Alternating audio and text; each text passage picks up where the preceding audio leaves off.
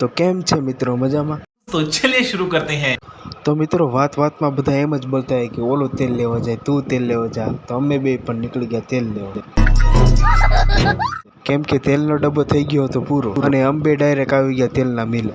અંદર જઈને ભાઈ કંઈક આવી રીતે કામ કરતા હતા અને મેં ભાઈબંધને પૂછવા આવ્યો તો તેલ સસ્તું પડતું હશે તો કે હા. પછી તેલનો ડબ્બો લેવા ગયો અને અમે બે નીકળી ગયા બહાર. ભાઈબંધને કીધું તું ગાડી લેતો આવ.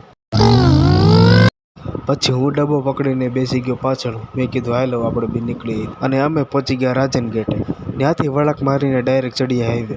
પછી ભાઈબંધને કીધું યાર તું ગાડી ધીમી આંક. પછી એને મને મનમાં આવા ગીત આવે, હો કુદરત તારા ખજાને ખોટ શું પડી.